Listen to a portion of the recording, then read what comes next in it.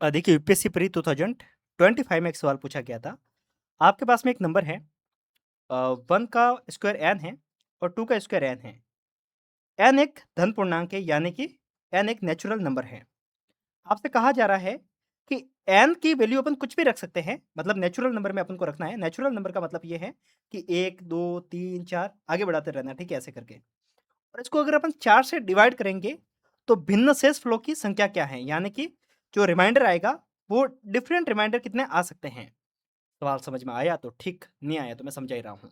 देखिए, क्या कह रहा है कि एक नंबर है 1 की पावर n प्लस 2 की पावर n। अपन को n की कोई भी वैल्यू रखनी है और फिर इसको अपन को 4 से डिवाइड करना है। फिर हमें पता करना है कि डिफरेंट टाइप के वैल्यू क्या आ सकती है रिमाइंडर के रूप में। समझते हैं कैसे? एक बार अपन n की वैल्यू 1 रख के देखते हैं। n की वैल्यू अगर 1 रखेंगे तो क्या वैल्यू आएगी समझिए। n की वैल्यू 1 रखेंगे तो मतलब 1 की पावर 1 प्लस 2 की पावर 1 मतलब क्या हुआ? 3। और 3 को अगर अपन 4 से डिवाइड करते हैं तो रिमाइंडर कितना आता है? 3। ठीक है? ऑब्वियस सी बात है, 3 को 4 से डिवाइड करेंगे तो रिमाइंडर 3 ही आएगा। अब एक बार के लिए क्या करते हैं अपन n की वैल्यू 2 रख के देखते हैं। अगर अपन 2 रख के देखेंगे तो क्या आएगा?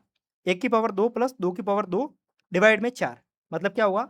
1 प्लस 4 प्लस 4 यानी कि 5/4। अब रिमाइंडर क्या आएगा? 1। रिमाइंडर के साथ आप पता है ना आपको, 5 को अगर 4 से डिवाइड करेंगे तो ऐसे अगर बचपन में सिखाऊँ तो यहाँ पे 5, यहाँ 4, एक बार गया तो 4, फिर 1 बचा, ये आ गया रिमाइंडर। ठीक है? ये तो आपने बचपन में पढ़ा ही होगा, ठीक है? अपन एक काम करते हैं, अब n की वैल्यू 3 रख के देखते हैं। अगर अपन n की वैल्यू 3 रखते हैं, तो क्या होता है वो समझते हैं। 3 रखने पे क्या वैल्यू आएगी? 1 की पावर 3 प्लस 2 की पावर 3/4 यही होगा। 1 की तो 1 ही रहेगा और 2 की पावर 3 का मतलब क्या होता है 8, 8/4 यानी कि क्या हुआ 9/4। रिमाइंडर क्या आएगा? अगर 9 और ऐसे करके देखते हैं तो ये 8 आ जाएगा और रिमाइंडर 1 बनता है, मतलब ठीक है 2 बार जाएगा, 1 रिमाइंडर बनता है। ऐसे ही अगर आप आगे बढ़ाते जाते हैं, ठीक है, इसी वैल्यू को, ठीक है। अगर मानो n की वैल्यू आप एक बार के लिए 4 रख के देखो, तब वैल्यू क्या बनेगी? 1 की पावर 4 प्लस 2 की पावर 4 बट्टा में 4 बनेगा, ठीक है। ये क्या बनेगा? 1 प्लस 2 की पावर 4 कितना होता है? 4 × 4 16, 16 प्लस 4 कितना होता है? 17/4। रिमाइंडर क्या आएगा? 1।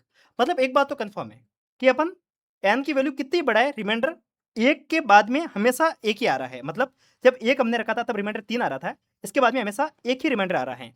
तो डिफरेंट टाइप के रिमाइंडर कितने हुए? 2। कौन-कौन से? 3 और 1।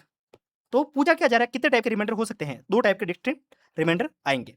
तो ये बहुत ईज़ी सवाल था, सॉल्व करने का एक तरीका होना चाहिए था, मैंने आपको समझाया इसके लिए टाइम लगा। बाकी खैर समझ में आया तो आप बता सकते हैं।